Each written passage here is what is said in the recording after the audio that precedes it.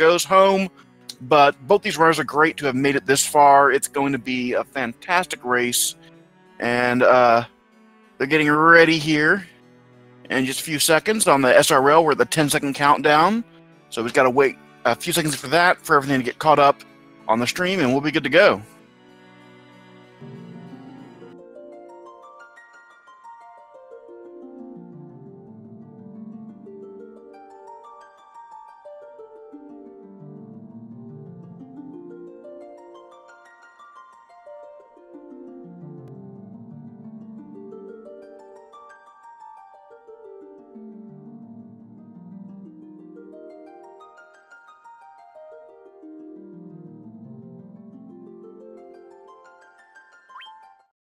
And we are off. You'll see the first thing we're doing here is on GreenCleric screen doing a little menu setup while HolySmith is going to the shop. They're doing this in slightly different orders. But we're setting the dash cursor to constant, memory cursor, the cursor to memory. That's going to be very important. We're buying some hammers, which through the magic equipment glitch will be turned into 5 sets of knight armor, 1 for each character to wear, and 1 extra one to sell to buy all our items early in the game. And you may ask, why are hammers being turned into sets of armor? Well, we are using the only glitch we'll be using in this game. It's the equipment glitch. It's a very, very overpowered glitch, unique to the PSP version of this game. What it allows us to do is swap weapons for armor and armor for weapons. Simply put, every weapon and every piece of the armor has an item ID associated with it along with its category. So for instance, if the hammer has weapon ID 36, we'll say the knight's armor also has armor ID number 36. If with the memory cursor you page from one character's weapon slot to another character's equipment slot while bringing up the available items, it will actually bring in the item IDs of the weapons you have equipped on the armor slot of the other character. So it allows us to very early on get very high level armor. In this case, this is actually fairly mid-game armor, late mid-game. You usually can't get the first time you get to the store where it's for sale. They can only be equipped by the warrior. So by making 5 sets, we are virtually immune to non-critical hits on physical attacks. We only do like 1 hit point damage most of the time, maybe 2 or 3, depending on the number of the hits the enemy gets in. We're also selling 1 set to buy our early items. The other 4 sets, as we replace our armor, will actually be used to fund the entire run.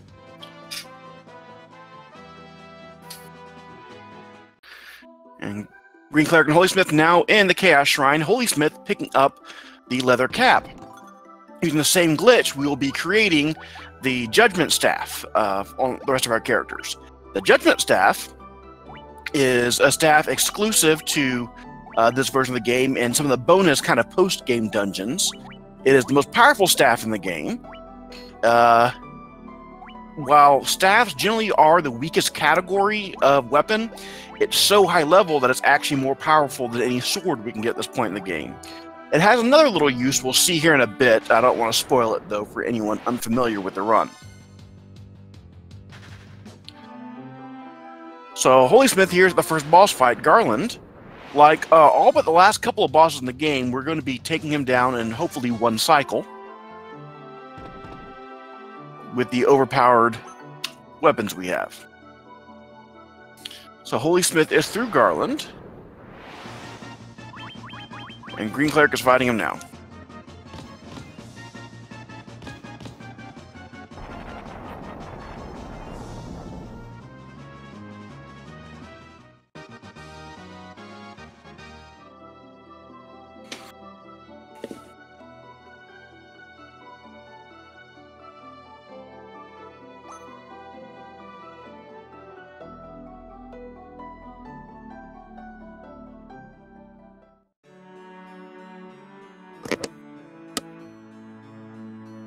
Right. So here, what HolySmith just did, and GreenCleric's going to be doing here, if you try to walk directly out of the castle, you get called back, have to speak to Princess Sarah, we'll give you the loot. We can save a few text boxes and a little bit of walking animation if we walk directly to her to get the loot. And we work our way back outside, and we have an unskippable cutscene where we watch the Cornelians build a bridge for us. So there's two kinds of cutscenes in this game, skippable and unskippable. What determines which one is which is whether or not the cutscene occurs within the game's regular graphical engine or if it cuts out to a video sequence. So the very, very, very beginning of the game, we actually skipped a video sequence. We're going to be doing it again in just a minute here. I say a minute, probably about 20 seconds if we don't get any encounters.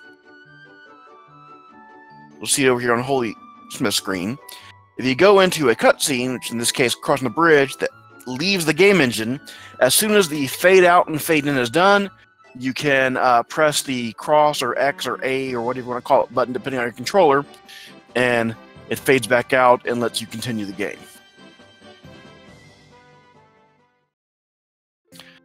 So HolySmith here is going to be aiming for these marsh tiles as much as possible. Marsh tiles have a lower encounter rate than any other overworld encounter tiles except possibly the desert tiles. Whereas the forest has extremely high encounter rates. What we're hoping not to see at this point in the game is a lot of wolves.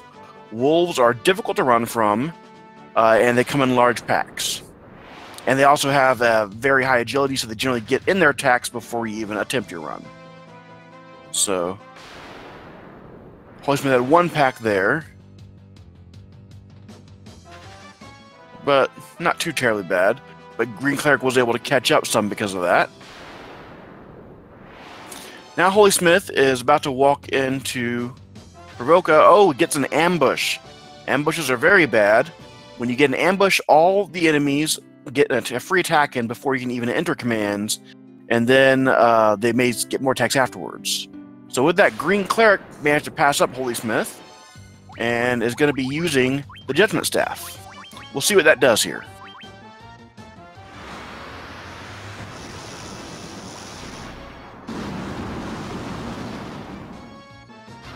And as you can see, it allows us to cast Flare, the most powerful black magic attack in the game, and instantly kill all these enemies.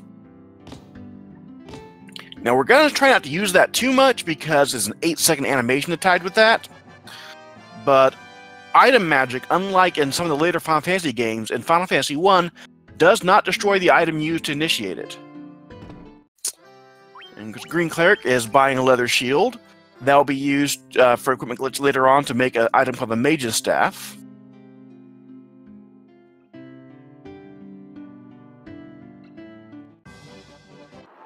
And since we killed the pirates, we get their boat.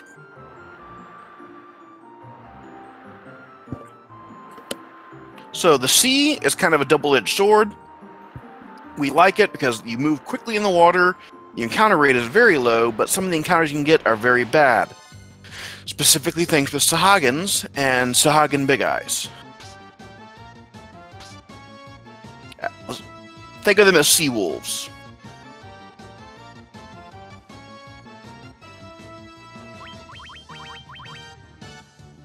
So GreenCleric just choosing to go ahead and Judgment Staff them.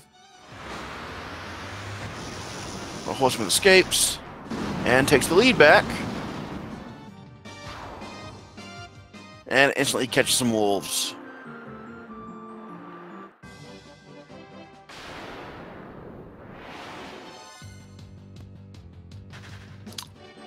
So here HolySmith is visiting Elfheim, gonna buy some gold needles. So is GreenCleric. When you buy this, you have 3 opportunities you can swing by here and buy these gold needles. I typically do it a little later, but they're doing it now. I typically combine that with selling my knight's armors to make sure I can get plenty of them without having to short myself on potions.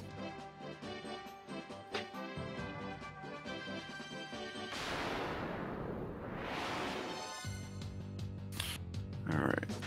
So this is like one of our longer forest sections of the game. And it's very frustrating because at this point in the game we have no agility boosting items that make it easier to run from battles. So this is kind of a frustrating slog at the beginning of the game. What we're doing here, plot-wise, is we are trying to get in through a kind of natural, past a natural land bridge on the west side of this kind of water area our boat's trapped in right now. In order to get through that, we got to blow a hole in the land bridge to make ourselves a little canal. To do that, we're going to need the dwarves to use an item called nitro powder we have to pick up for them. That nitro powder is in a room behind a locked door, locked by an item called the Mystic Key. That Mystic Key is held by the Prince of Elfheim, who's currently in a coma. The only way to wake that prince from that coma is with an item called the Jolt Tonic, which is held by the good witch Matoya. Unfortunately, Matoya right now is blind and can't see anything because her crystal eye is being held by the Dark Elf Prince Astos. And Astos will only reveal himself to you so you can kill him and get the eye if you give him the crown to Elfheim. That crown is in the Marsh Cave. So we're going to get that crown now to kind of do everything I just said, but in the opposite order.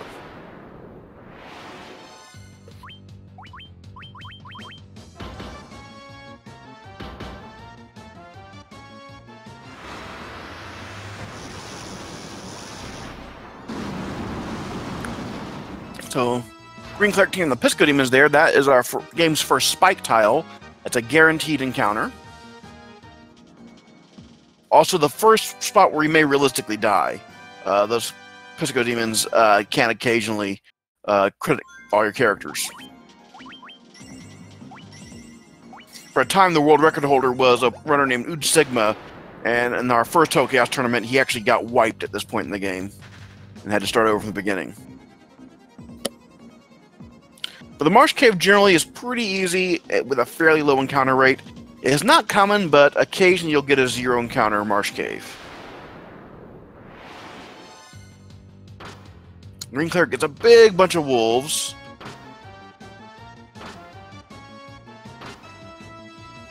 And these green guys can actually poison you. And poison, not super dangerous. In fact, there's certain situations where it can be useful, but mostly it's a time loss. And HolySmith having to deal with a paralyzed thief on his screen. Paralysis is a scary status because if all 4 characters get paralyzed, which is frequently something that undead enemies can do, you get to what we call paralocked or stun locked, where it could be minutes before your characters get a chance to move and either attack or run. So paralysis is very, very scary.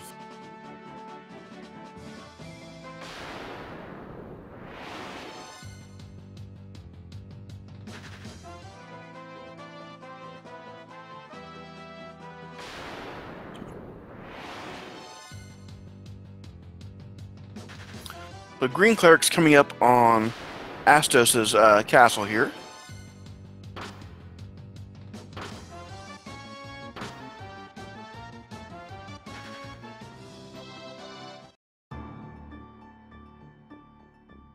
So here in the Western Keep, we're going to talk to the king here, who will then reveal himself not to actually be the king of Elfheim, but in fact, the Dark Wizard Astos.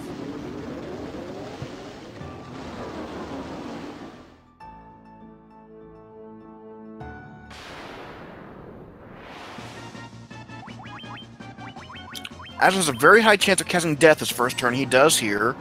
Fortunately, it hits the thief. The biggest thing is you do not want to hit either of your warriors for 2 reasons. One, their spells are sort of heavy damage dealers in this. Secondly, we're trying to level up our mages later in the game during an experience grind. And we both want them to get the experience now, and we want our 2 mages to have the same experience. It makes counting levels during the grind a little bit easier. If anyone leveled up, they both did.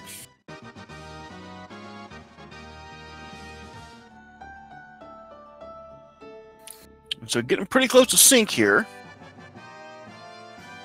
GreenCleric picking up that crystal eye.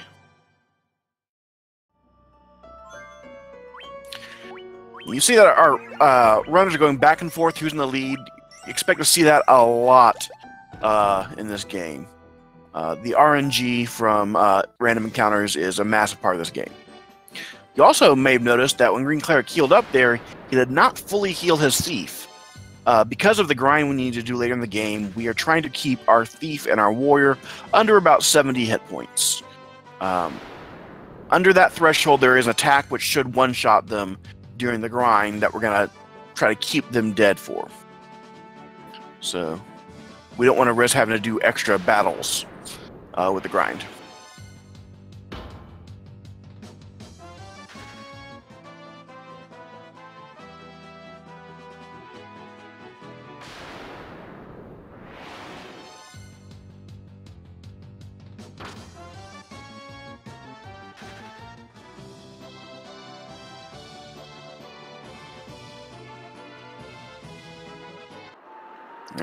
GreenCleric is back to the ship and on his way to visit Matoya.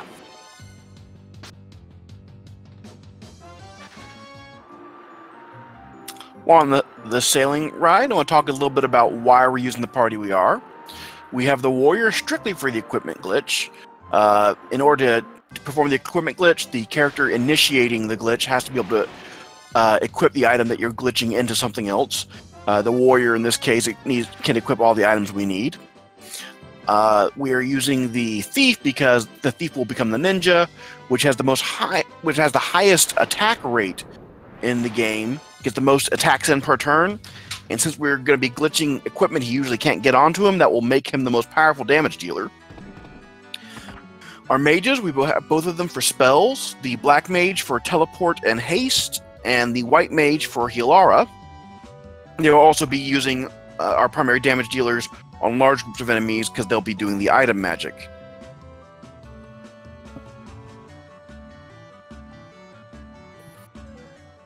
I do not know if either of these runners runs the black mage magic route. We'll be seeing that in a little while. Some will use item magic, some will actually learn spells for the black mage. It's kind of a toss-up which is faster. At this point, I think it's mostly what you're most comfortable with.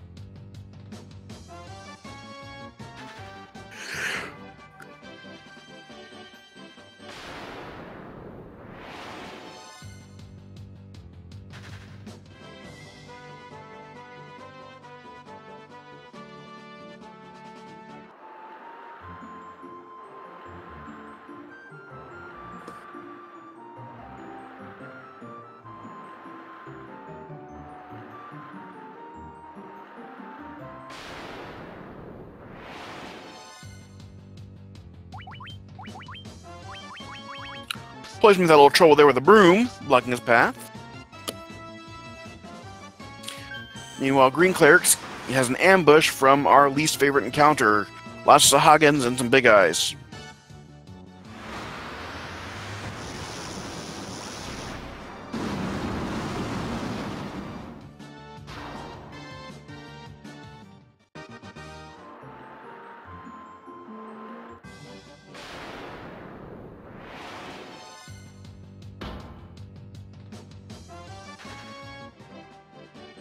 HolySmith gets his own Sahagin big eyes encounter, while GreenCleric is walking into Elfheim Castle. We're going to be waking up the prince and getting our Mystic Key. Mystic Key will not only open the door to our next key item, it will open a door at the top right of this castle where you get our next equipment glitch item. So what you'll see next is GreenCleric going to the far right top of the castle here. Let's see what route he takes to get there.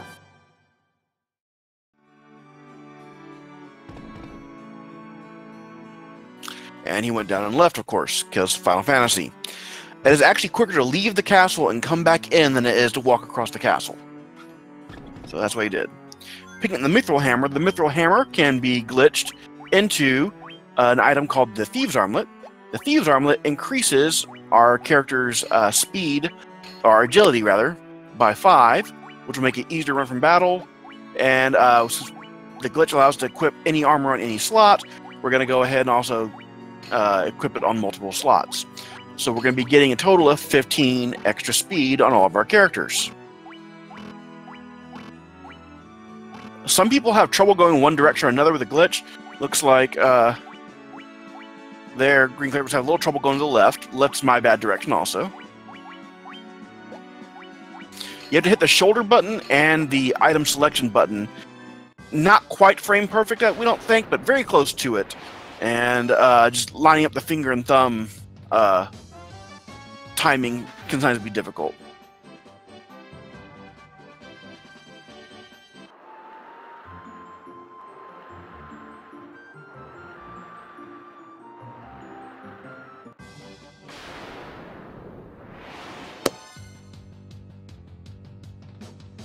GreenCleric's getting an ambush, but it's just goblins, so it's not too bad. Should be able to run pretty easily.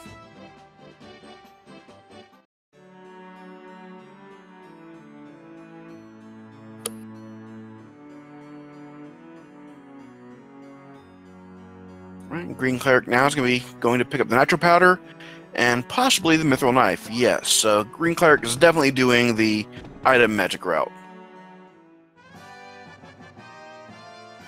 The Mithril Knife can be used to create the black robes, which can be used to cast Blizzara for free. HolySmith, oh, very close to Paralock there. That was kind of scary. Little high five there as GreenCleric leaves Cornelia as HolySmith worked way in and also gets ambushed by goblins.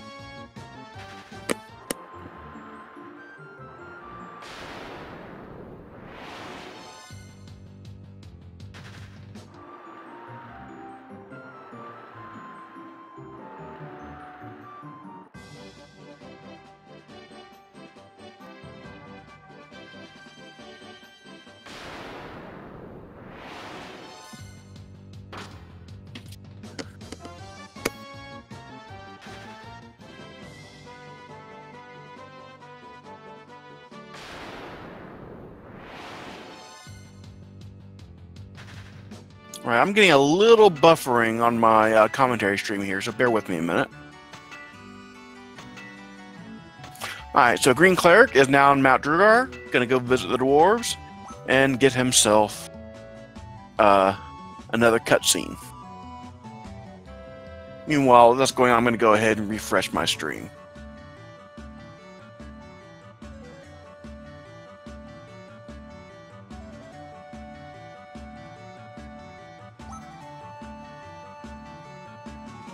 Okay, I'm back, and just waiting on the cutscene.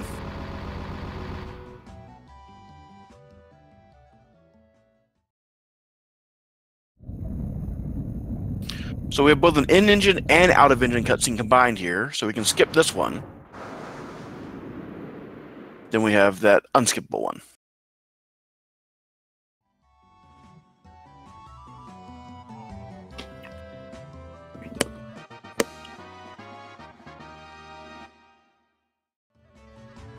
So both players in the same cutscene right now, so running very close to each other at this point.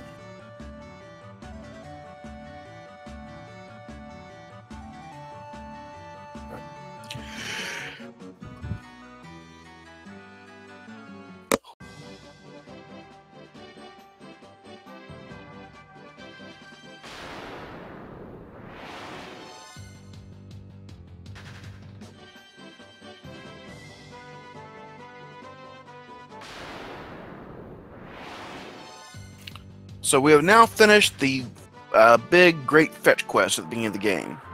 So fortunately, we don't have to deal with any more fetch quests until right now. But first, we're going to swing by Melman here and do my favorite menu in the game, and that is we're going to buy steel gloves, and we're going to give ourselves barbarian swords. Barbarian swords, it is hard to overstate how powerful they are. But essentially, they are as powerful as 3 times as powerful as the Excalibur from the original game, which is one of the most powerful weapons you can get until the very, very end of the game.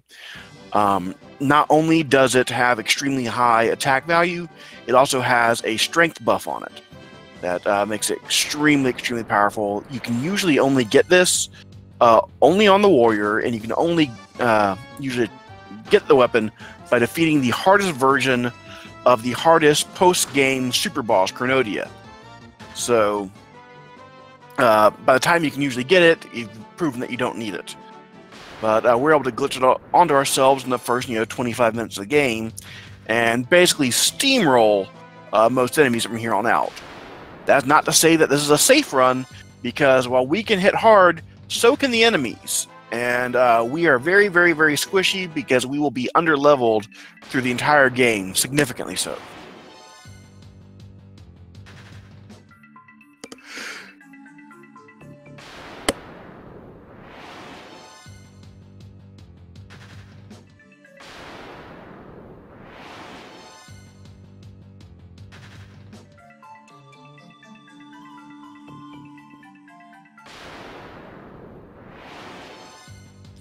HolySmith dealing with shadows there. Shadows are interesting enemies. They can only give you a preemptive or an ambush. 7 out of 8 times it is a preemptive, but that 8th time it can be pretty rough because it is an ambush. Fortunately, although they're undead, they do not paralyze you, they blind you, and we don't care about that.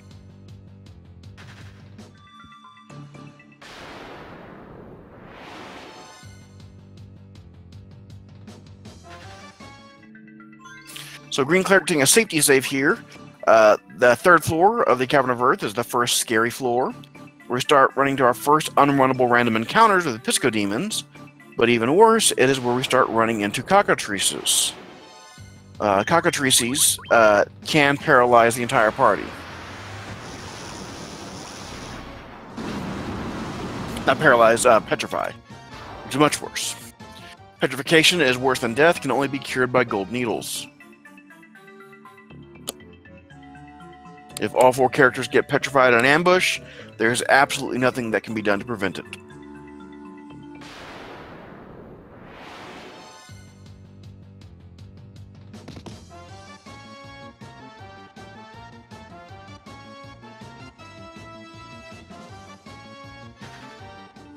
As always, birds are jerks. Alright, and GreenCleric now has reached the vampire. We're gonna get to see, this is our first boss since we got the Barbarian Sword. Let's see how tough this guy is. And he's dead. Barbarian Sword is ridiculously overpowered. We will be one-cycling all but potentially the last 2 fights of the game. GreenCleric's getting a lot of Pisco Demons on this run. That's given HolySmith a great chance to catch up here. Just having to wait for those Pisco Demons, then cast Flare, wait the 8 seconds for that Flare animation. It really adds up fast.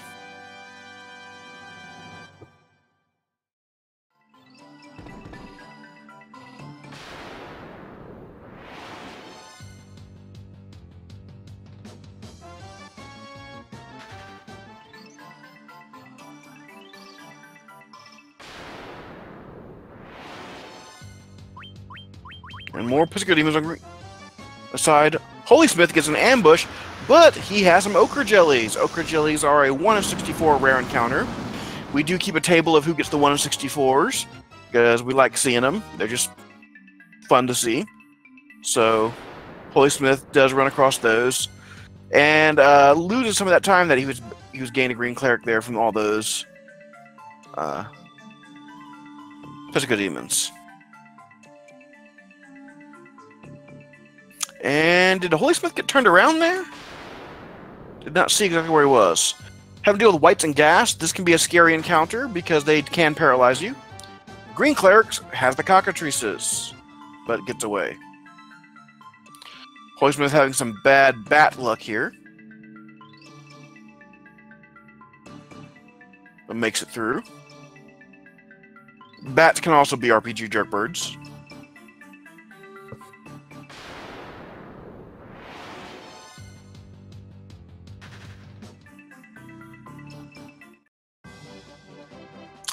So, you notice we went through that dungeon, we fought the vampire, then we walked back out of the dungeon.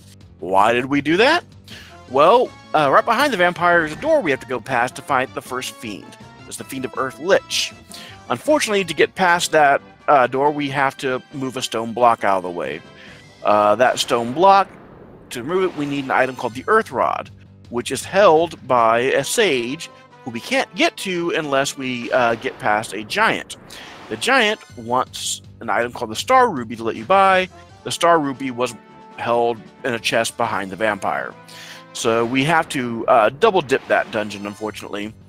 And since we do not have any emergency exits or any sort of exit or teleport spells at this time, we just have to walk back out and walk back in. So we see the first 2 floors of that dungeon 3 times, and the 3rd floor twice, but essentially 3 times because we have to walk across and back at that first visit.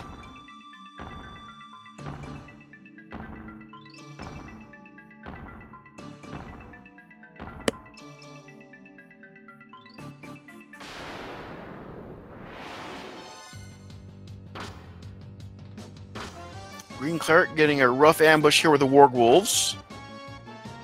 So I think HolySmith is probably going to pass him up here. Depending on how long this Giant's animation takes. No, GreenCleric does get past. The Giant's animation always takes longer than I expect it to.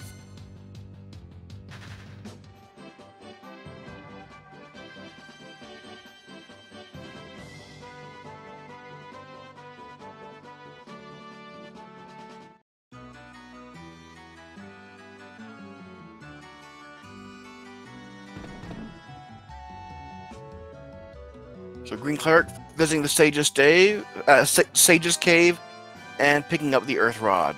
Now he gets to run all the way back to the Earth Cavern. Once again, noticing he did not heal to full there on his warrior. Just give him one potion and move along.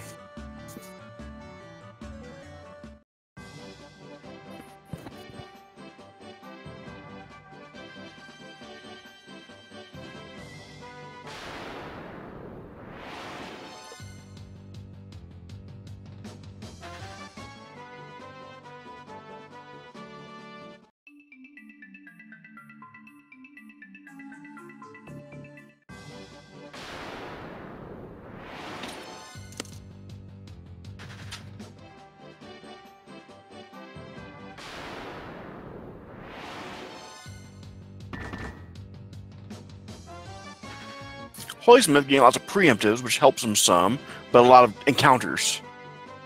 And a Ghoul Ghast group of 8 fortunately gets away early. GreenCleric gets an ambush from Ogre Chiefs and Ogres. Fortunately, that's not that bad an ambush. Meanwhile, this Tarantula ambush can be pretty rough for HolySmith. They cast poison, and there's lots of them, so it's a lot of waiting for that first turn.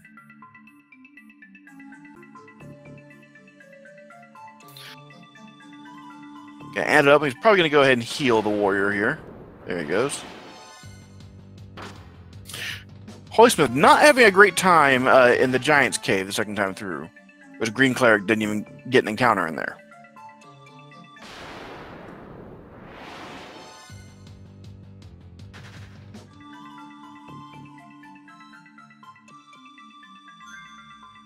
GreenCleric safety saving again on this third floor.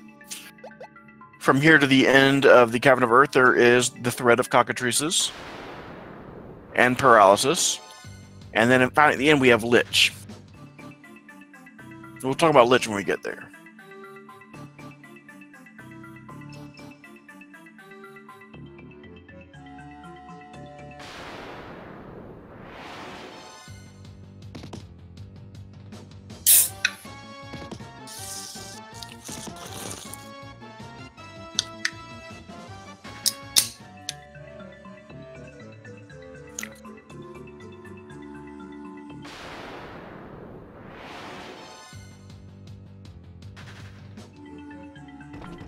The GreenCleric back in the vampire room and coming up with a stone tablet. HolySmith choosing not to safety save here. Gets the Ochre Jellies again on a 164, and this time a preemptive. That's twice he got the 164 in one run. That's very rare.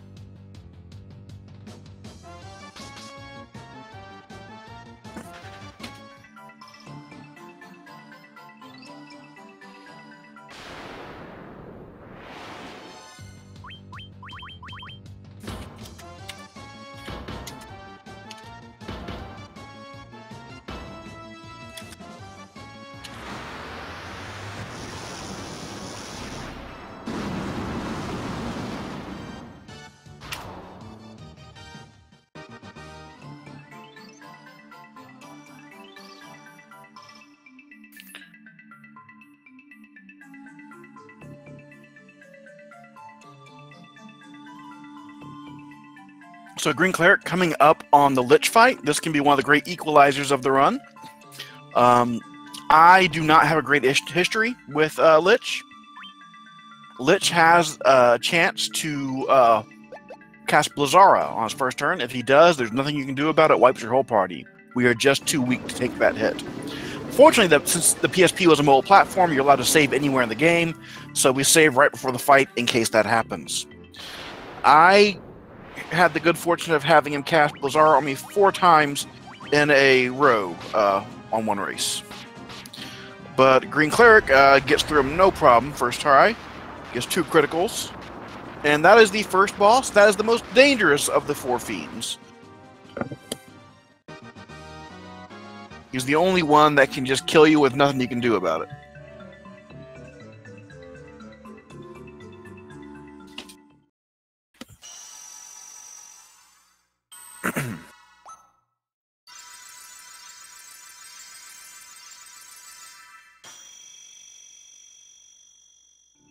So after each of the 4 fiends, we're going to have one of these cutscenes. So the Earthgift Shrine is the first of the bonus dungeons that's opened up for us to visit. They're pretty neat to go visit. We're not going to do it. Because a lot of the items you get from these super dungeon shrines, we're getting anyway. Because we are speedrunners and we cheat.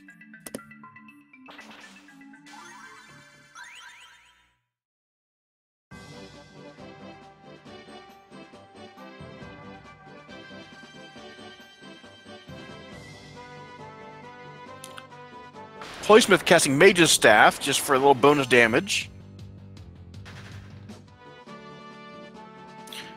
Which worked out for him because his other characters didn't crit.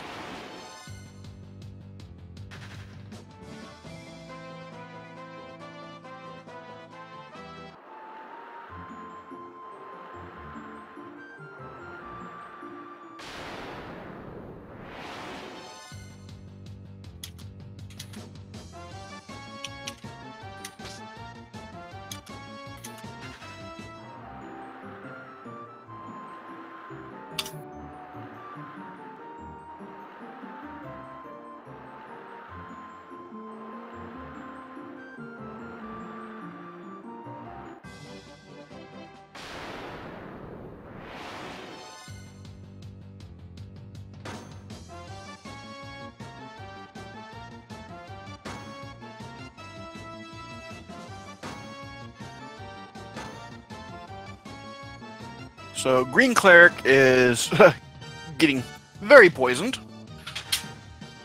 How many antidotes did he even buy? He bought plenty, okay.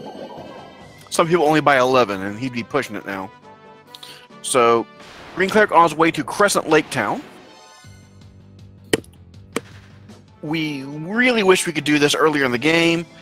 Here in Crescent Lake, there is a item that we need to progress, the canoe, but defeating Lich before you get the canoe is hard-coded into the game, so we have to defeat Lich before coming here. Otherwise, we would actually be fighting Lich much later, so we could use the airship to avoid some of the backtracking, as well as casting teleport.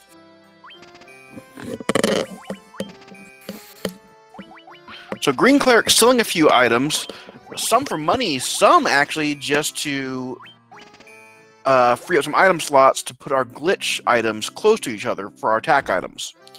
Also going to be buying mithril gloves, which can be used to create the lust dagger, which we'll be using here in a second, and buying the mithril axe to make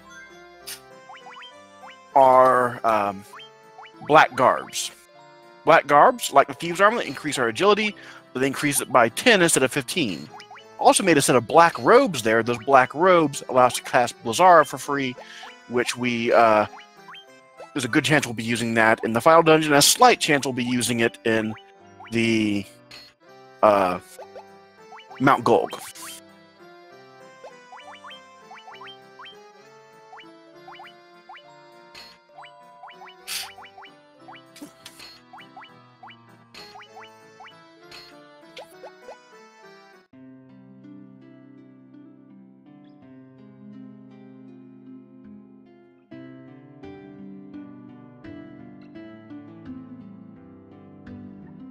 HolySmith choosing to leave some of his characters poisoned just because he needs to drain their experience and kill them anyway.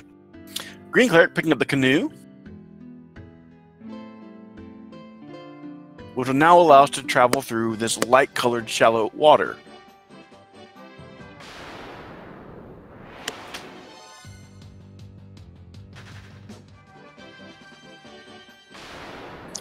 The Lust Daggers we've equipped on our Black and White Mage also increase the agility by, I believe, 15. They also deal more damage than the Judgment Staves. They are powerful enough to kill the Grind Fight monster, and the speed bonus they give allows us to always attack that monster pretty much always before he gets a turn, and allows our mages to go early for use of item magic if required in the fights, as well as casting haste later on with the Black Mage more quickly. If you're casting haste, you do want your Black Mage to go ahead of whoever you're hasting. That way the spell takes effect 1 turn sooner.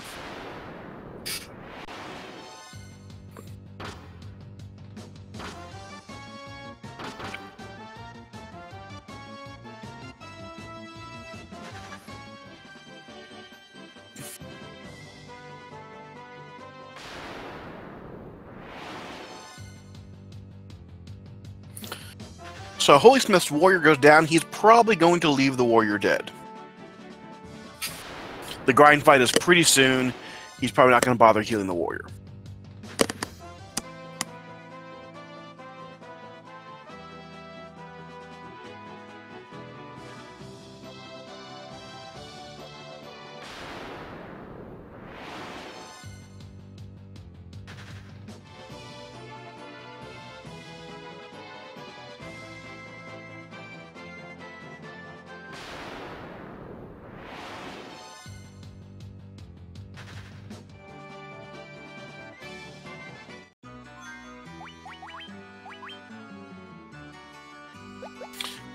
GreenCleric entering the Cavern of Ice and taking a safety save. This is probably the most dangerous dungeon of the game. We have Pisco Demons, which are unrunnable. We have Ice King's Winter Wolf encounters, which are unrunnable. We have Cockatrices, which can paralyze you. We have Mind Flayers, which can paralyze you and have one-hit kill attacks. We have Dark Wizards, who, if they preemptive you, will cast Faraga, most likely, and wipe your party.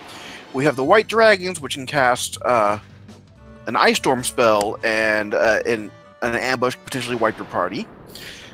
We have Undead, which can paralyze you. It's just a lot of hurt potentially in the Cavern of Ice.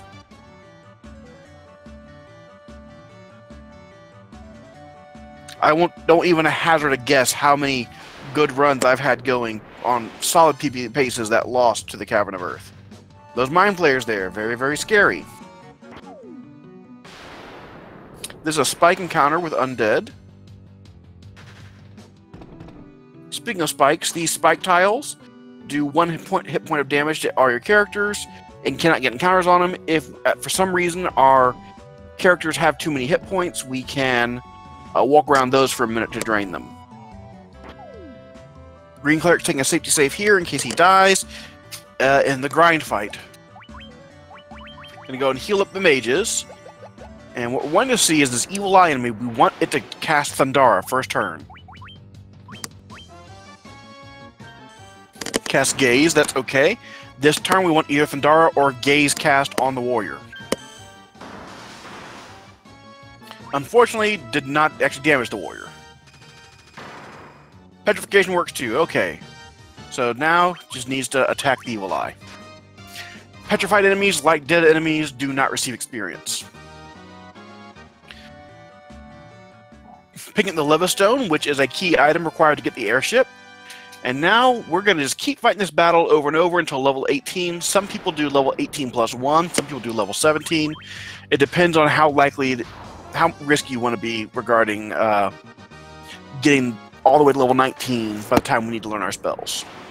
And that's why we're doing this. Our mages both need to learn spells that require level 19.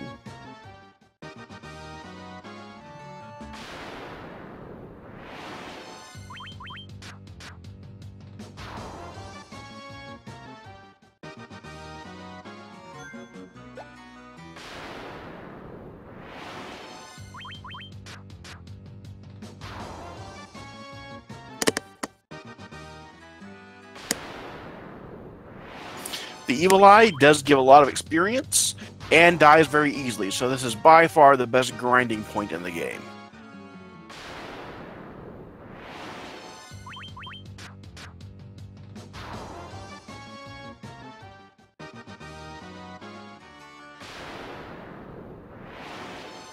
HolySmith making pretty good time here in the Cavern of Ice.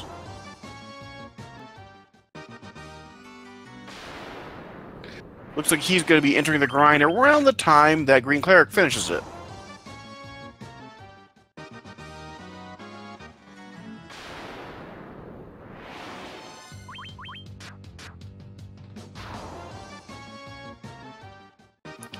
HolySmith gets perfect luck with Thundara on the first turn. That Thundara cast is why we kept our Warrior and Thief at low hit points. The estimated time for this run is anywhere between mid 120 to mid 140. There's a lot of RNG in this run. Anything under an hour and a half is an exceptionally good run. Anything over an hour and 40 minutes for these runners is going to be a pretty rough run.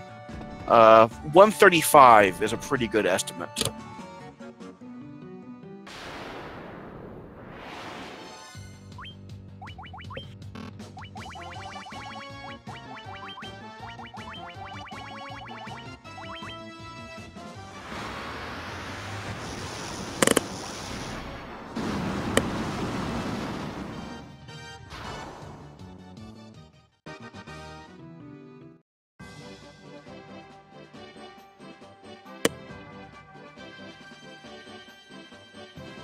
For anybody just joining us, what makes this game different from other versions of Final Fantasy 1 is an equipment glitch that allows us to have extremely overpowered items very early in the game, but also makes for a fairly risky run because our characters are very, very, very squishy, especially when it comes to magic attacks. They have, until very late in the game, no defense whatsoever against them.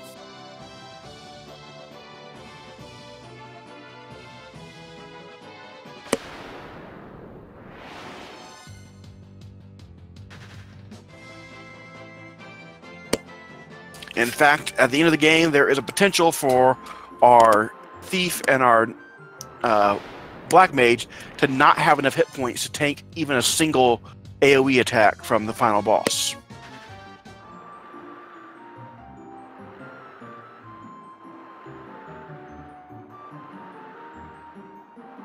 So as HolySmith finishes up his grind, GreenCleric is going to go pick up the airship.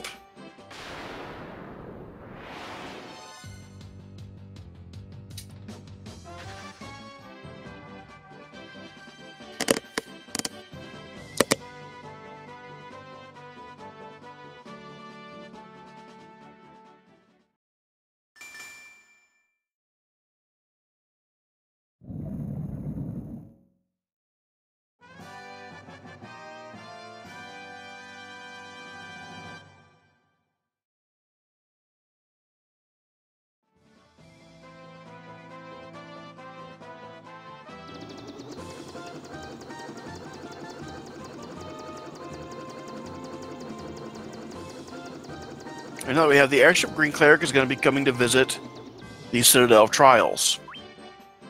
Taking a safety save here, there is a chance of running into an enemy called the Sandworm here, which has the potential to wipe out the entire party in one shot.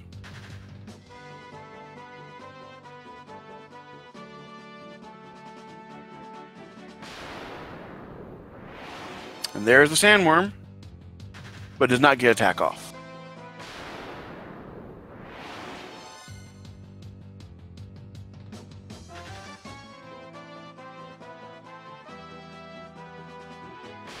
Interesting, the biggest threat in this game for almost the entirety of it is not the bosses, but random encounters.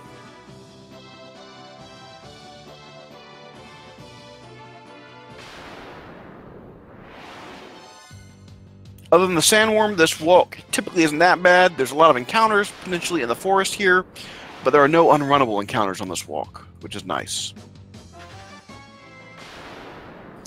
One of the hardest things about learning this game is knowing which encounters can and cannot be run from. There is no indicator like in later games where if you can't run where it actually tells you that you can't run from that encounter, you just fail to run. You don't know that's because the encounter's flagged as being impossible to run from. Alright, now GreenCleric is in the teleporter made Citadel Trials, runs into one of the two unrunnable encounters here, the Minotaur zombies. They're fairly uncommon, but it does happen.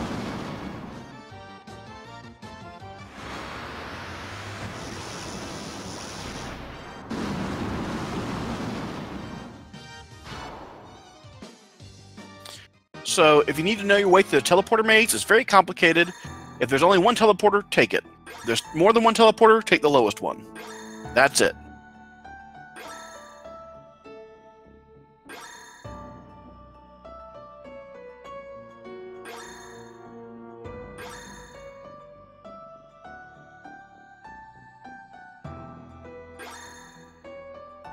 The GreenCleric is through the teleporter maze. Going to continue on to the Citadel Trials.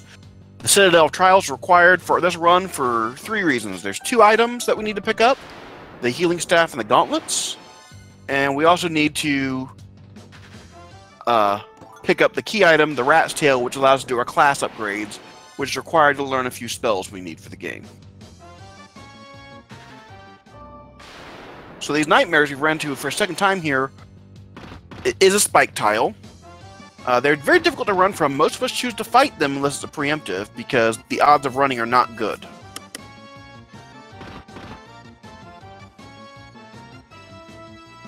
I see there, GreenCleric failed to run the first time and barely got away the second time.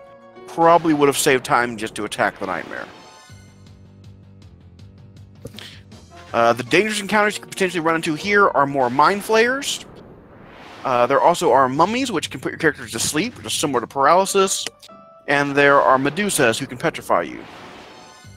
And if you get really unlucky, horned devils that can all cast fire. So we pick up the Gauntlet and Healing Staff. Both of those will be used for item glitching later. The Gauntlets also, by themselves, can be used to cast Thundara for free. GreenCleric picks up the Rat's Tail, the key item needed to go visit Bahamut and get our class upgrades. And we're going to fight some zombie dragons here. This is an unrunnable spike encounter, and at the end of this fight, our characters need to be level 19, or at least our mages do. Let's see if GreenCleric checks that. I did see a level up, so we're probably there.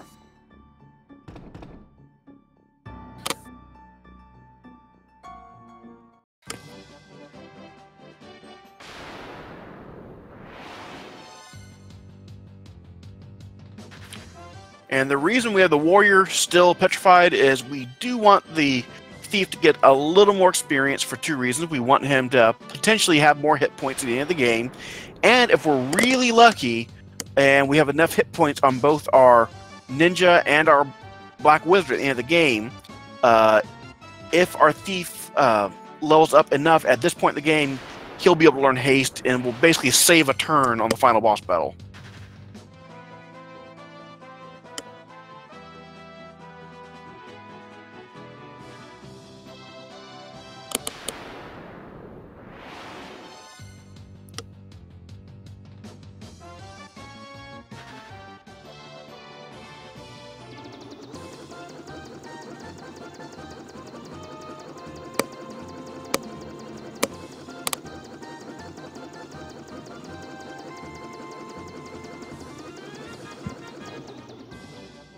GreenCleric visiting the Dragon Caves now.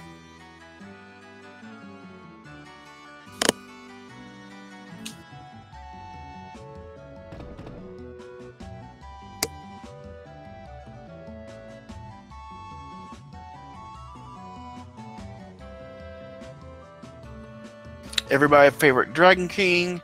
Gonna go ahead and upgrade us because we fed him a Rat's Tail.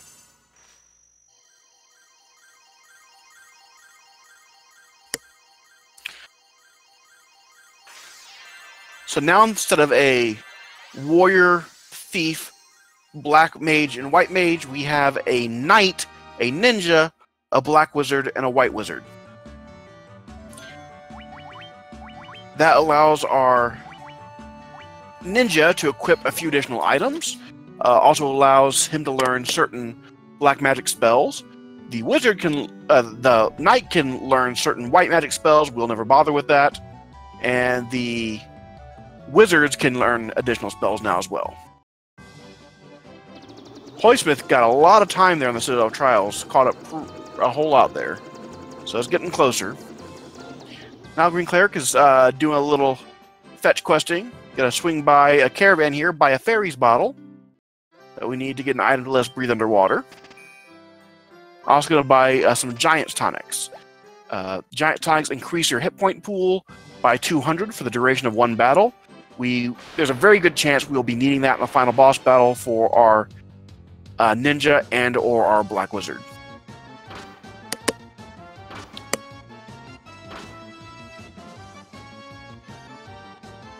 Sometimes hellhounds are just hard to run from.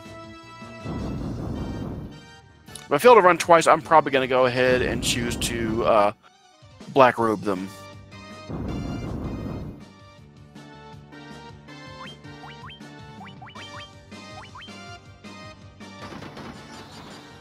GreenCleric does just that. So HolySmith is learning spells right now. Forgot to learn teleport, though. Okay, he just realized that. That's very important.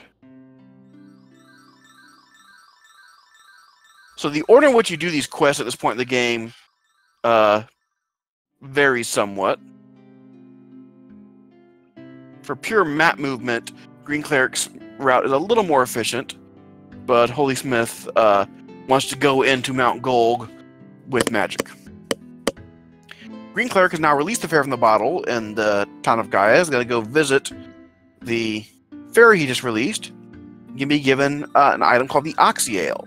The Oxyale will allow us to breathe underwater, which is required for the third Fiend's dungeon.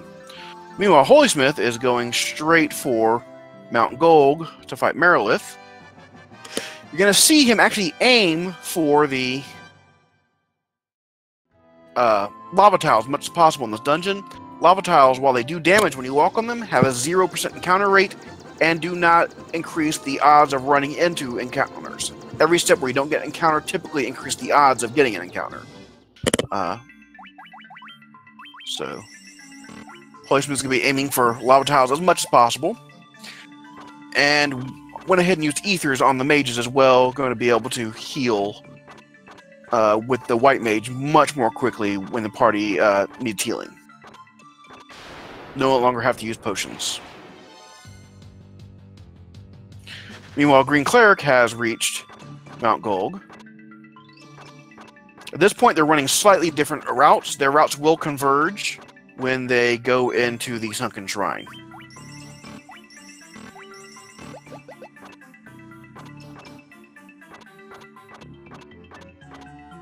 GreenCleric has yet to learn spells. HolySmith has yet to do the quests for the fairy bottle.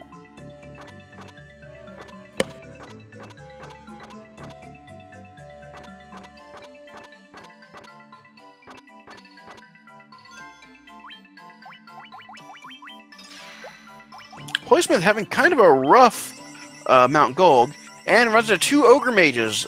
This battle might be unrunnable. Ogre mages are weird. Sometimes you can run from them, sometimes you can't. There's more than one encounter group that could potentially have ogre mages. Some of them are unrunnable, some of them are not, and if the other enemies aren't there, you can't tell.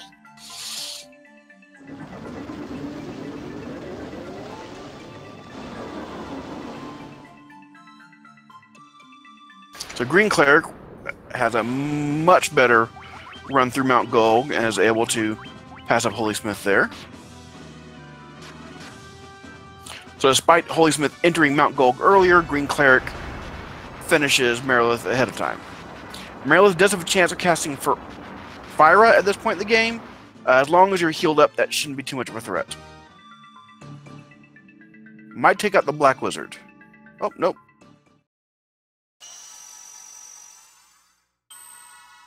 And this is about the point in which we want to start looking at the hit point pools of our characters. Our Black Wizard's kind of low, and our Ninja's kind of low on HolySmith's side. At the end of the game, we want our Black Wizard to be over 250, and our Ninja to be over about 275. Otherwise, we will need to use the Giant Tonics.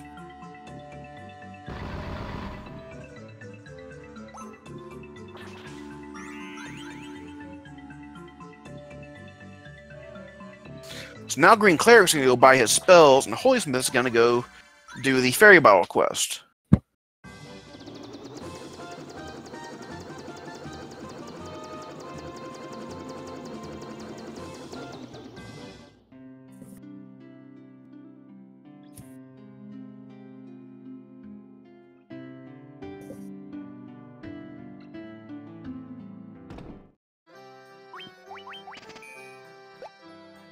So haste that we're picking up right there for the Black Mage works a little differently than haste in other versions of Final Fantasy games.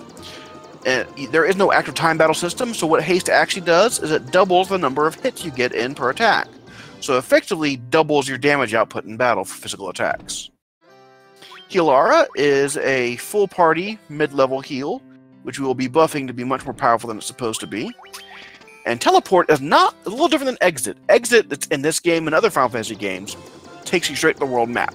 Teleport backs you up one floor in the dungeon you are in. If you're at the top level of the dungeon or just in the town, it'll take you to the world map. But there is one occasion which we'll be using it just to back up within the dungeon.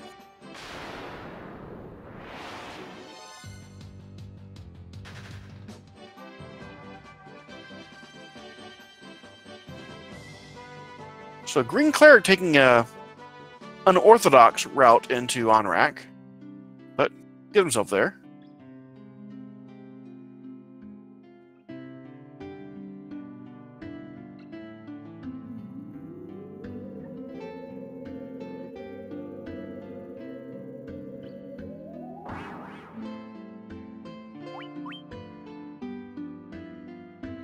So since he has the Oxyel, he's able to go into Onrak and go on down into the Sunken Shrine. There's two quests we have to do here. One, we have to get a quest item called the Rosetta Stone from the very top of the dungeon. And the other is to defeat Kraken at the very bottom of the dungeon. We enter on the third floor out of 5. So what we're going to do is we're going to walk all the way to the top, then teleport 2 levels back down, and then walk to the bottom. That way we don't have to go all the way to the world map using a spell like Exit that we also can't learn at this point.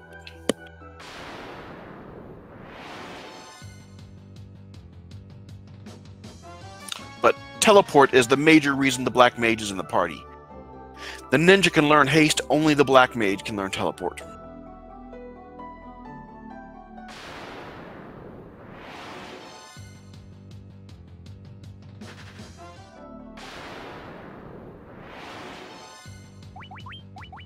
So there are 3 unrunnable encounters here in the Sunken Shrine. One of them is the ghosts here.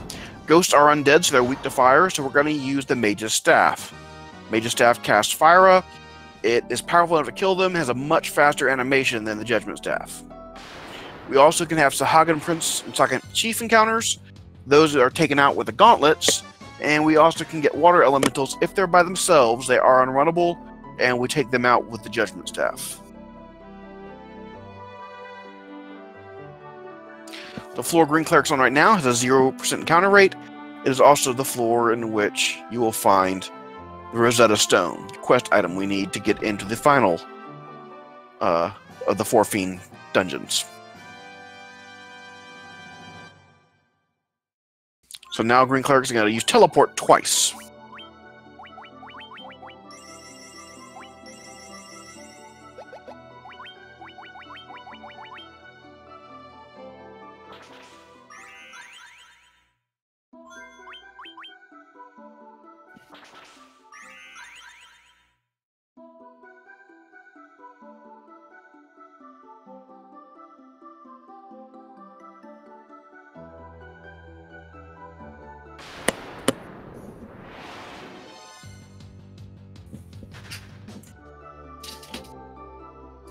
Yes, the sharks are out of... Technically, they're not out of water. We're actually underwater. That's why we're had to get the Oxyale. But you could also look at them as underwater land sharks.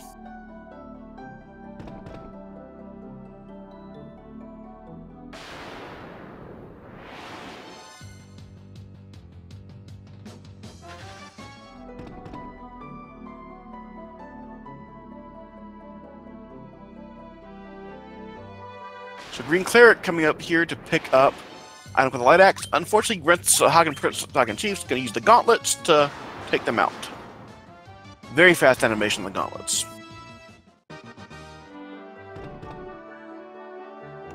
You can see our combination of magic boosting items like the Lordly Robes and the speed boosting items makes the White Mage come very early in the attack order and take out enemy groups in one go.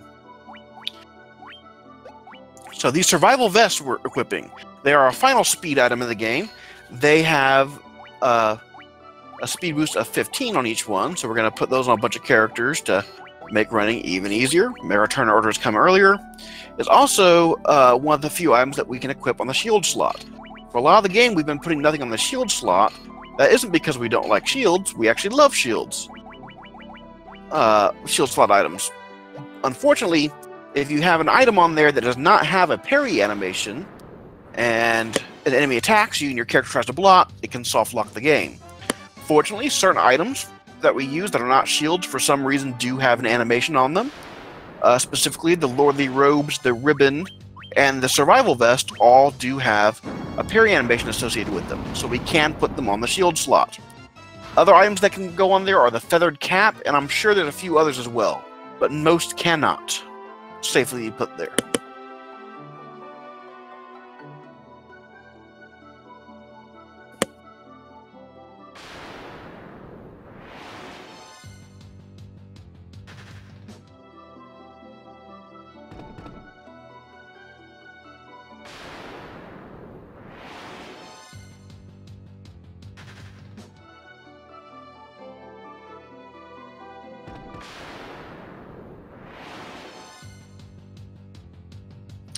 So GreenCleric is coming up on our favorite tentacled monster with a robe, the Kraken. In the vanilla version of this game, Kraken is potentially the hardest of the four fiends because he has very strong physical attacks. Since we have 3 sets of armor on however, we are virtually immune to physical attacks, and he's just a big pushover. He's by far the easiest of the four fiends in this category.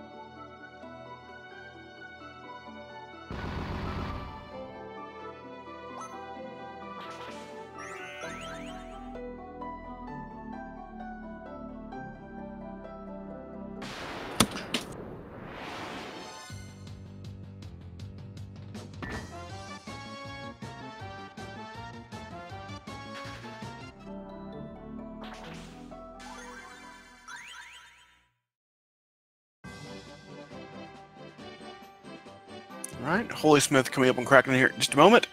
Meanwhile, GreenCleric is working his way up to the Waterfall Cavern. Waterfall Cavern has the highest encounter rate in the game, so it can be very frustrating to get through, and can make it easy to get lost in there, lose your bearings if you don't know exactly where you were when encounter started. There are lots of nightmares in here, which can be difficult to run from, but now that we have the Survival Vest, we will attempt to run from them. There also are Pyralists, and Cockatrices.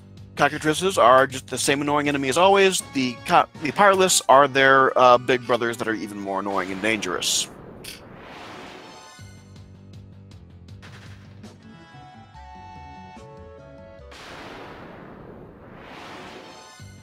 And there they are. And there they were.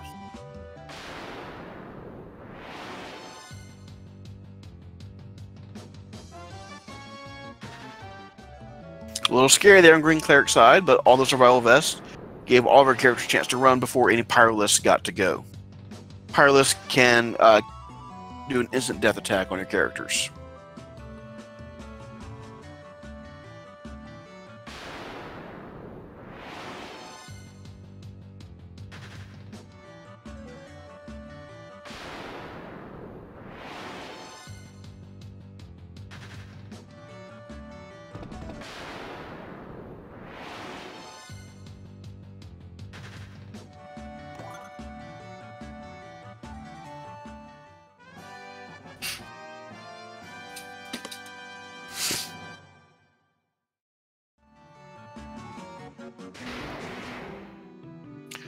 So GreenCleric picked up a ribbon there and an item called the Warp Cube. The ribbon we actually want. So the way we use the item glitch, it's a little different. We actually use it to create an item called the Gigantax, and then we use the Gigantax to create more ribbons.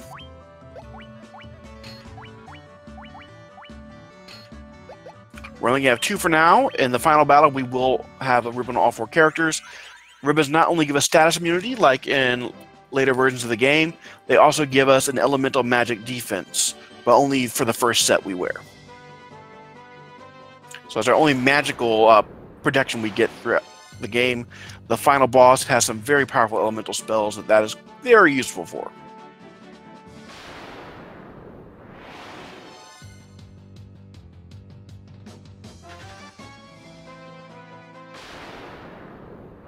And the Warp Cube is just a quest item we need to get to the Flying Fortress. So GreenCleric is heading back down to the ship. Probably should have taken the boat. The water has a lower encounter rate. I don't know why he's walking through the forest, but to each his own.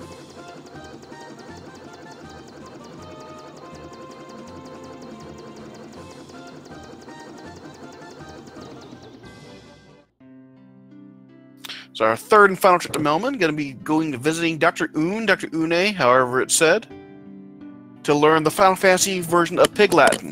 Using Rosetta Stone, we will learn to speak Luthinian, the language required to speak to some NPCs in order to get an item to enter the Mirage Tower.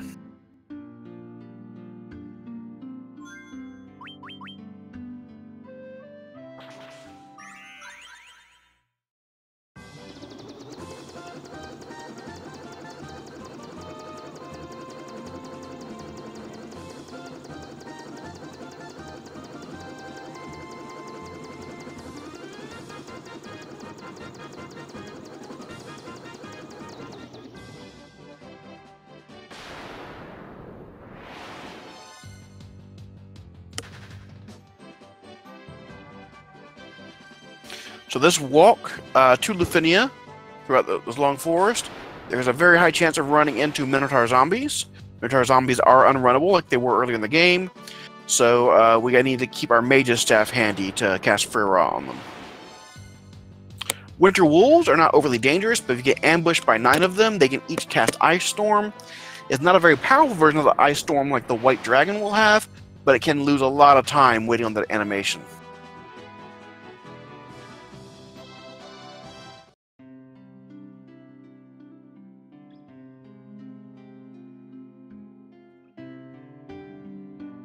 Luthinia also is famous for having bad civil engineers and lots of blocked pathways.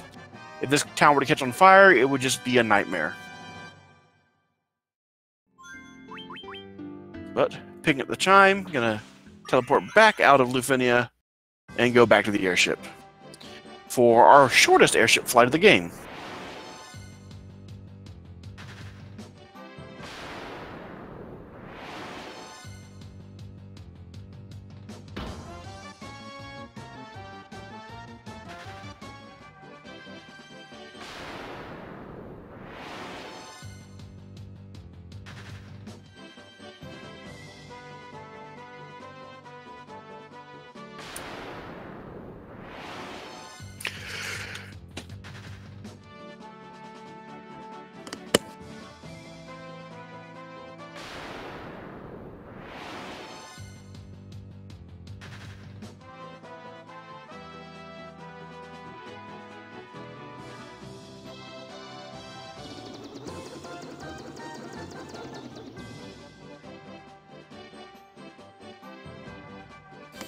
Alright, GreenCleric is now entering the Mirage Tower. This also has a very high encounter rate, especially the second floor can be a slog to get through. The only unrunnable encounter here is the Blue Dragon, or the extremely rare, I don't think I've ever actually seen it happen, of the single vampire. Multiple vampires are fine. Single vampires are flagged as the mini-boss from earlier in the game. If we run the Blue Dragon, they're unrunnable, but they're a 1 in 64 chance, except for the one you are required to fight on the third floor. HolySmith attempting to run from a Hellhound Ogre Mage battle. That is an unrunnable encounter.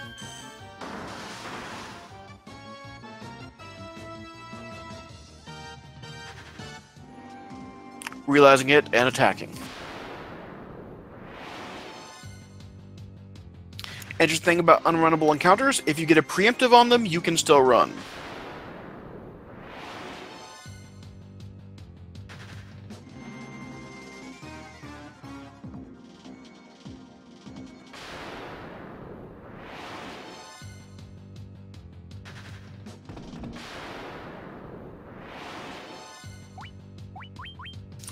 So GreenCleric at the required blue dragon fight here. And going to use the warp cube here to go up to the flying fortress. In the original version of the game, this was kind of a sci-fi theme, less than a floating temple theme. But a lot of the enemies still are sci-fi themed. So there's robots that give you the warp cube, and there's robots up here to fight, including one robot that very rarely shows up called Warmech. So let's get some hype in the chat for the Warmech.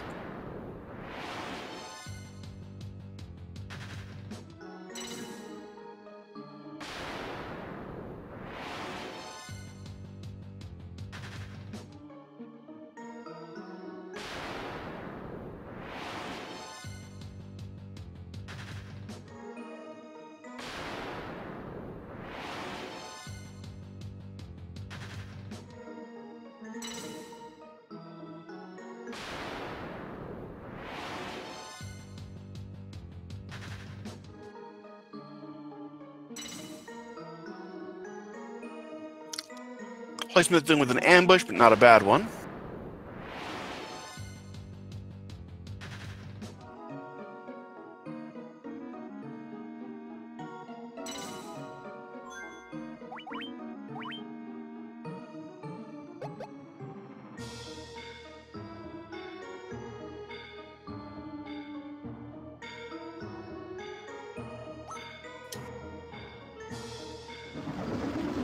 Alright, no Warmech so far, but GreenCleric is coming up on Tiamat.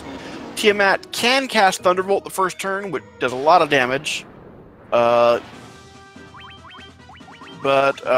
He did not heal, but his warrior should be able to survive it.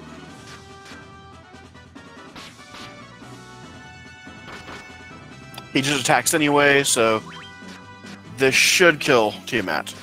Most people will choose to actually go ahead and haste the ninja here using the Black Wizard. So increase the chance of a one cycle.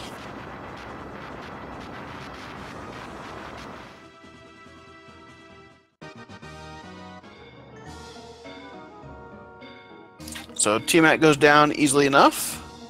So all four fiends are defeated, and we're getting ready to go visit the final dungeon. So while waiting on that cutscene, let's check in on HolySmith on his way back from Lufinia toward the Mirage Tower. Had to deal with a few of these Minotaur zombies. Frustrating encounter.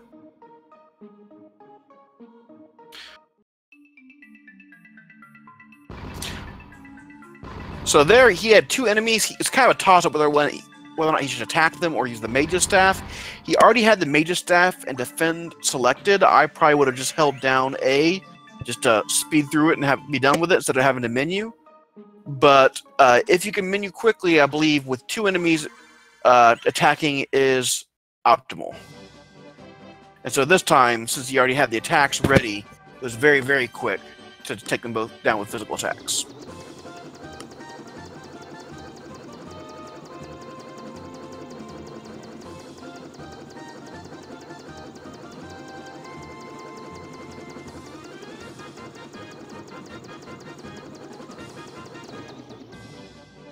So GreenCleric, welcome to Chaos Shrine. If you're playing this casually, you think, okay, I have to come back here where I started the game. And hey, look, there's this guy in a black robe. He's coming over here, and he's opening a secret door. That must be where the final boss hides.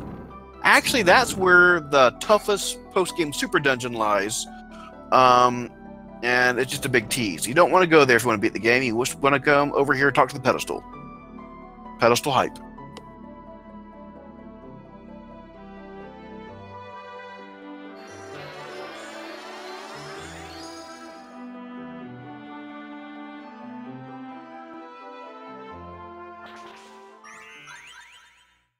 So now we've teleported back in time. We're usually going to take a safety save here.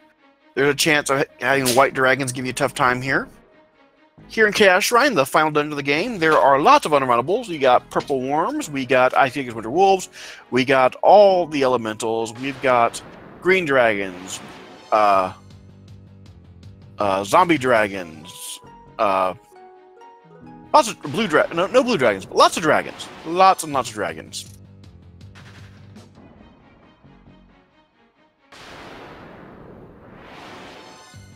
Fortunately, we're not getting too many unrunnables here.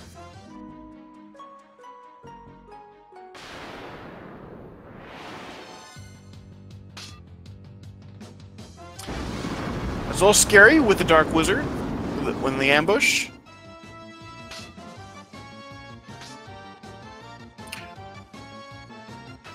If that had happened in the Cavern of Ice, it probably would have been a wipe.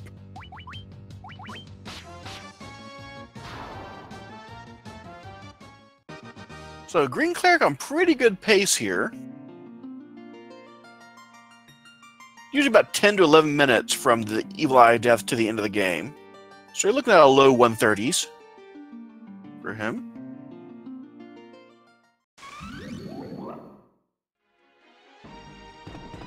If the game is kind. The game can always choose not to be.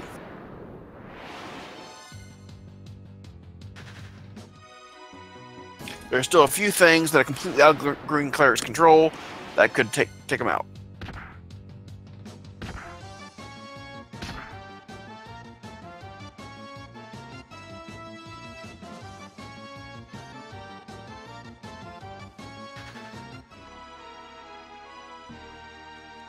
The elementals on the HolySmith side there are the only unrunnable elemental.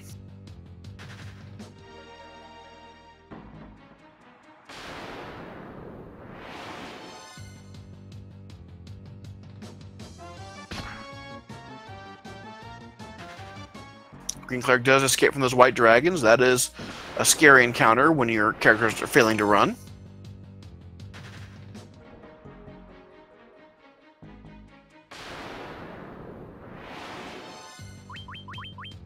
Purple worms are unrunnable, but fairly easy fights.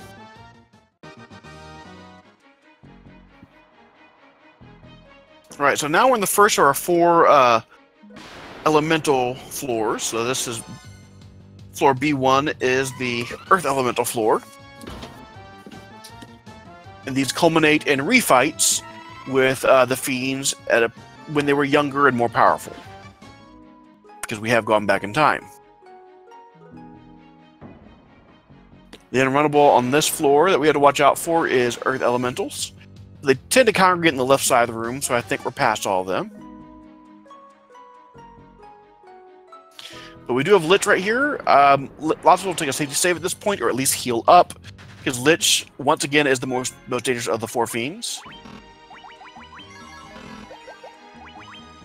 So GreenCleric choosing to heal and save. Play it safe. Got a little bit of a buffer, don't want to lose it.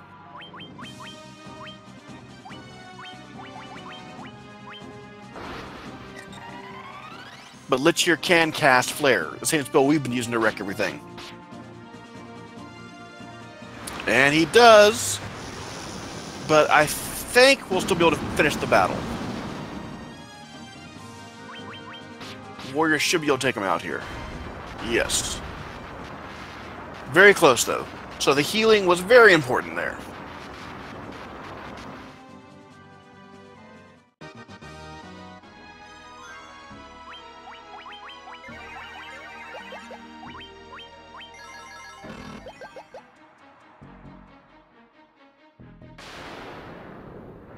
So HolySmith has one more chance to run into a war mech here, while GreenCleric works his way through the fire floor.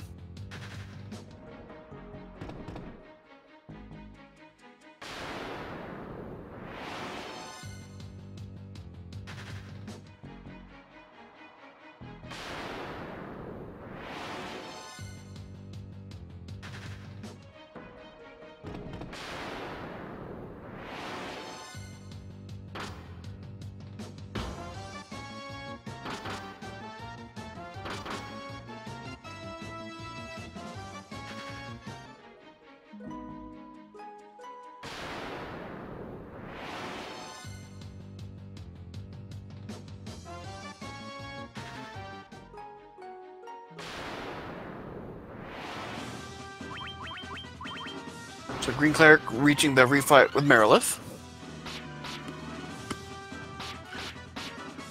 So while HolySmith is playing perfectly well, the RNG just has not been with HolySmith this game. And unless something goes very wrong for GreenCleric, GreenCleric probably has this in the bag at this point. Chaos can always be Chaos. Well-named boss, but we'll see what happens. So this is the water floor. This is usually the worst of the 4 Fiend floors as far as time loss goes. Apparently, that's the opposite of commentator curse right there, though, because GreenCleric has, so far, a fantastic water floor.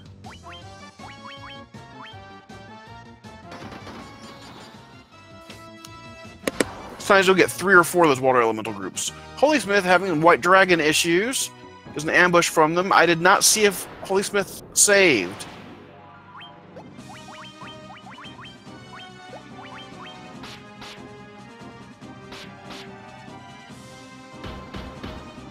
Escaping with 19 hit points. Oh, that's scary.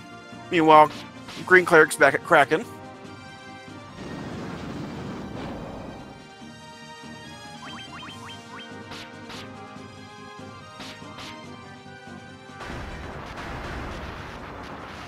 HolySmith doing an item sort. That may not be ideal for selecting magic items.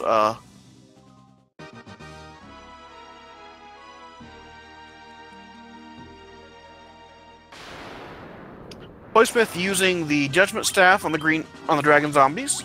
You can use the Mage's Staff there as well.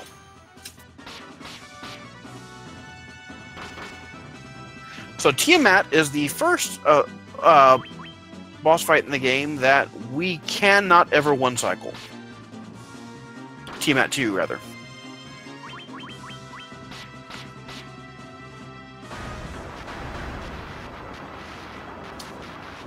But 2 cycles does it. And GreenCleric is through the refights. Just a little bit more of this floor to go, and then the final floor of the game. And GreenCleric is officially done with random encounters. So you're going to do the final menu, save, and face the final boss. So we're going to be putting the golden staff on the White Mage. We're also going to be giving her more lordly robes and ribbons. We are going to make sure she has no speed boosting items whatsoever, and no set of lordly robes on the armor slot. Meanwhile, we're going to give ribbons to every character, and we're going to give a barbarian sword to the Black Mage, because he will be attacking this fight.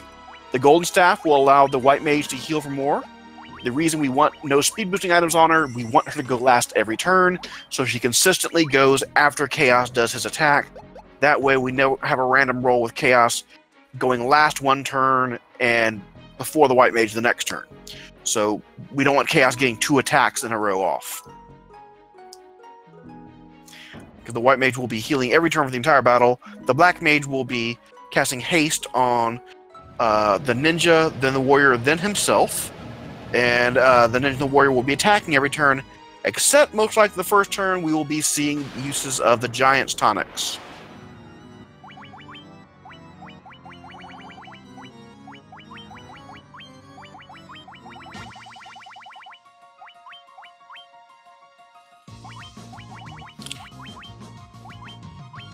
The Giant's Tonics will increase the hit points of the Thief and the Black Mage by 200 each. And Chaos does exactly what we want to do. He does a physical attack against the warrior. That's the best thing we can get. Fast animation and pretty harmless.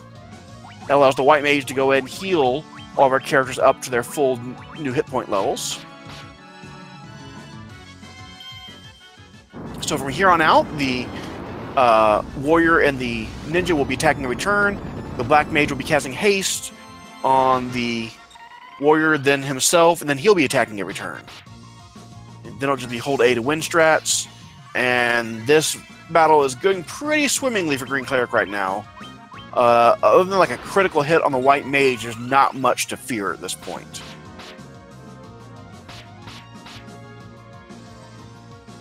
Tsunami is his second most powerful attack. Also has a long animation. His longest attack animation is also most powerful attack, Cyclone. But I think with the hit points they have, everyone will survive that. And Blizzard is not a problem at all. So I think GreenCleric has this pretty much set.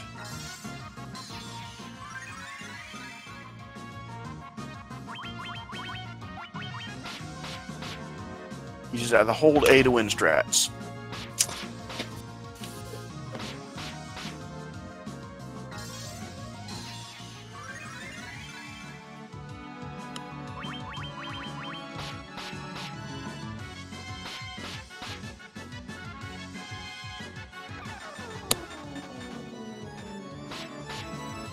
So that slower cast is going to make the Black Mage do very low damage again. Probably not going to bother fixing it.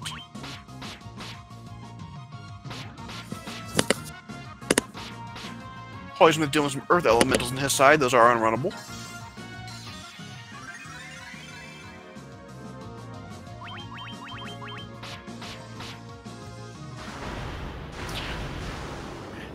And GreenCleric has beaten the game. GG to GreenCleric with SRL time of 1:31:45.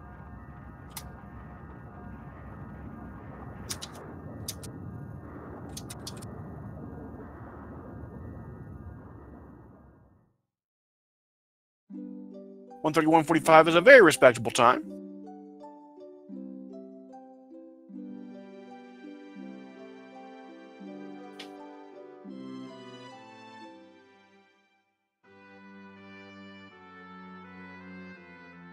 Meanwhile, let's see how HolySmith finishes up.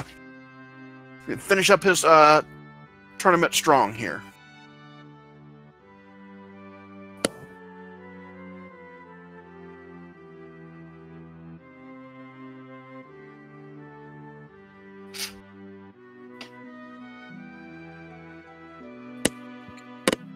And GreenCleric will be joining us in a minute for chat. And here he is. Good timing. Welcome, GreenCleric. GG. Oi, oi, oi. That felt a lot longer than 131. Yeah, the early game was kind of rough. The late game looked like it was going really well for you, just subjectively. I didn't have splits up for you. But look at the late game was going pretty well. That water floor was fantastic. The water floor was fantastic. The main thing I want to take from this run is, if anyone was watching, take the first 90 seconds or so of the run, forget that ever happened, and then once you get away from that, it's not so bad. But actually, the late game, I was actually losing time, actually, in Chaos, so, which is a little weird, but yeah, I mean, Chaos really you wasn't had too some bad. bad rolls or something, because Chaos took longer than I expected to with how well that fight went. Yeah, I wasn't doing a lot of damage. I think my ninja was probably a little under-leveled, probably because of the def early on. Yeah. But yeah, that run was... It ended up being okay. I was making up some time. I made a lot of time up in Ice Cavern. That was where I made up all the time. I was actually back on PB pace after that. And then ordeals, lost a minute and a half there. But no, I mean, overall, it was a decent run. Nothing too chaotic. Like I said, take away the first couple of minutes of that, and it was okay. Yeah. It was a good run. I mean, there's lots of out of your control, but a 131, especially in a race, is a very good time. So Sure. you'd be very happy with that. Because HolySmith is not having... He definitely had some worse RNG than you. But, you know, actually, the pace he's on is actually fairly okay for a race setting.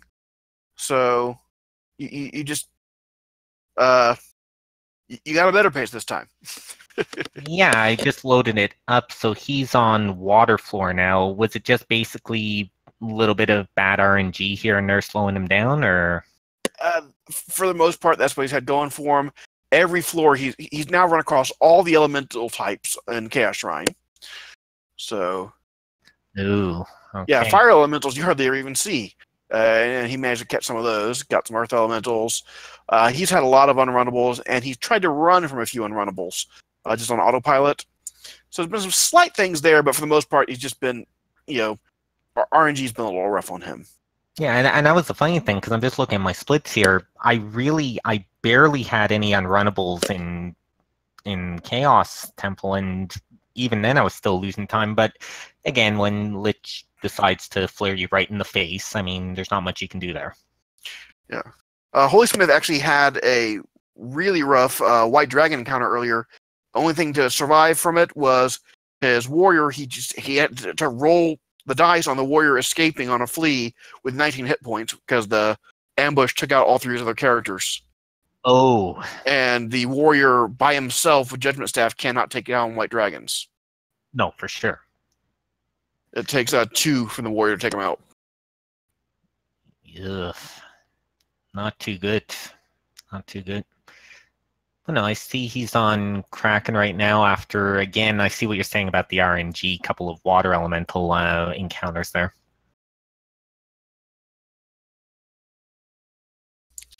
All right, and he is through there. And I don't know if you're watching this stream on Speed Gaming or on the commentary stream, so I might be a little ahead of you. No, I'm watching through Twitch. Okay, so yeah, I'm a little ahead of you, but he's pulling up a Tiamat right now for me.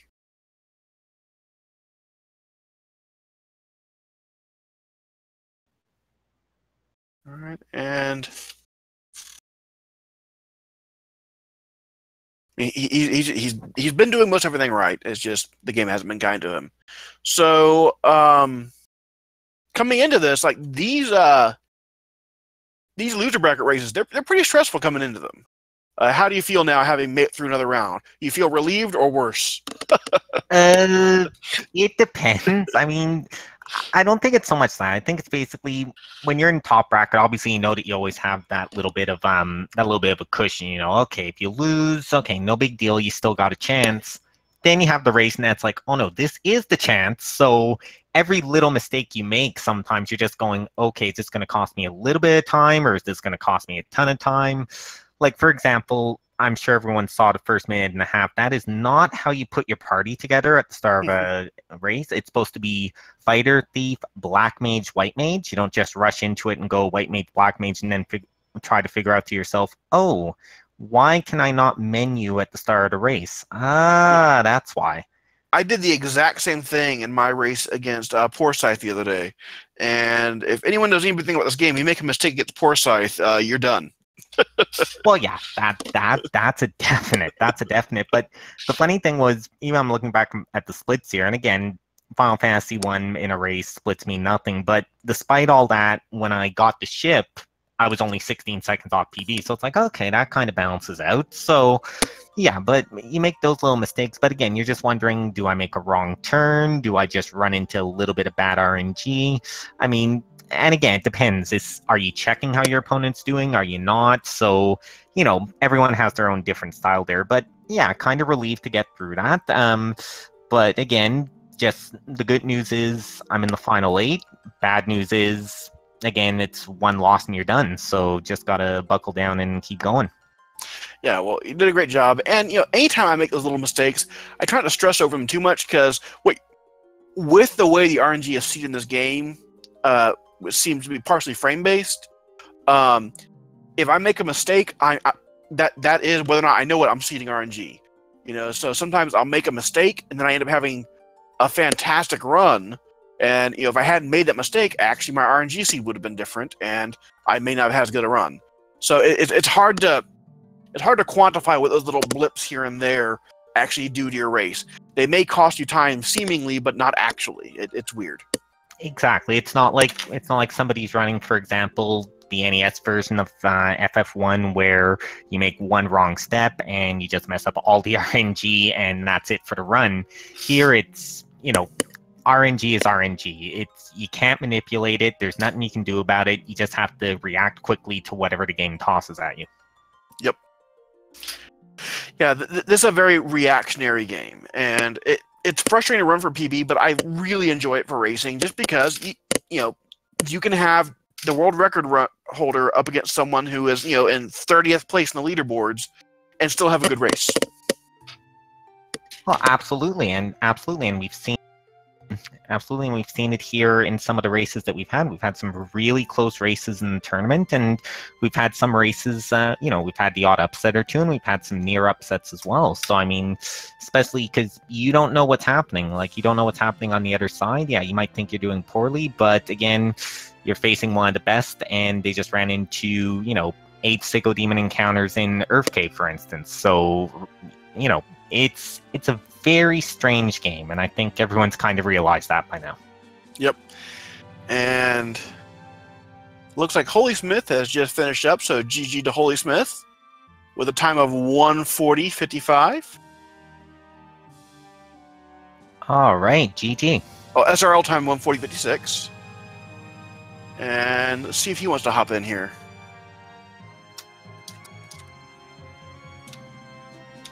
Because my voice is getting tired.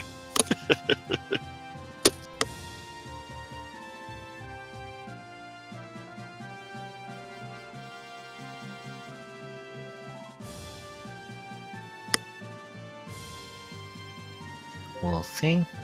Oh, I gotta drag him into the channel. Give me a second. Hello. Welcome. Hello. Hello, GG. Well, thanks. You played really well that game, I thought, but the game played better. Final Fantasy won that round against you. Yeah. That's exactly what I was trying to tell before. I was thinking I got less mistake. I was a good run, but damn, FF1, a lot of ambush encounter.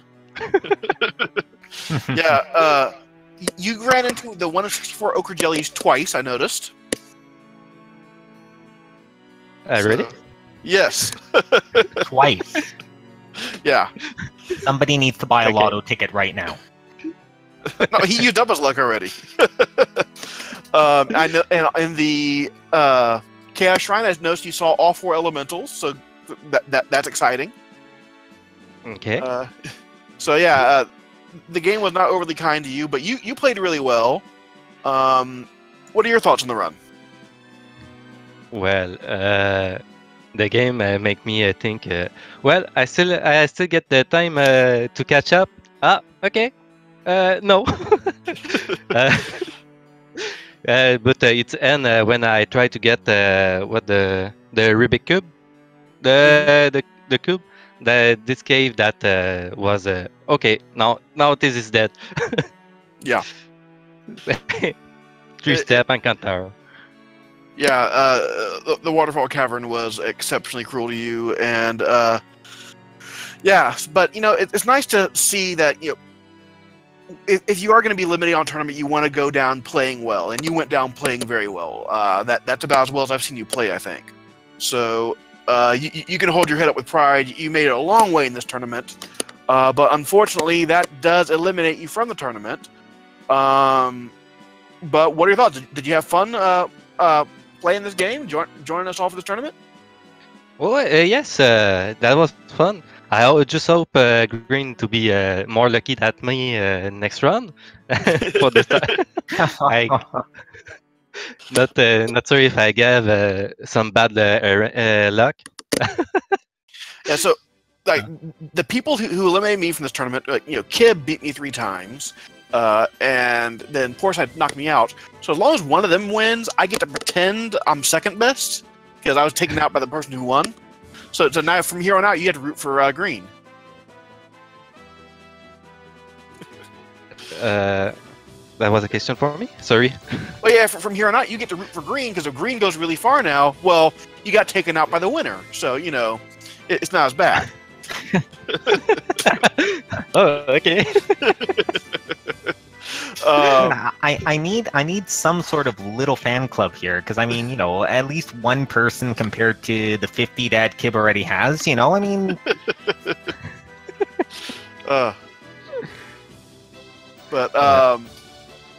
yeah. Does anyone have any shouts they want to do before we wrap this up? Again, I mean, happy to be moving on. HolySmith, great job in the tournament. Hopefully, next tournament we see you back, and all the best. Great match today.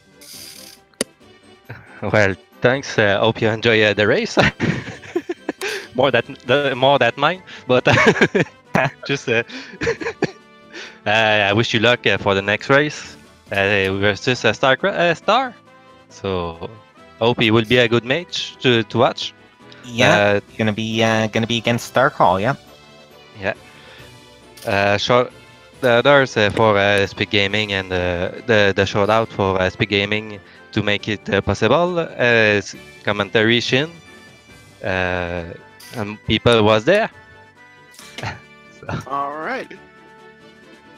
Yeah, as you said, we want to thank Speed Gaming. Everyone, make sure you follow and subscribe to Speed Gaming.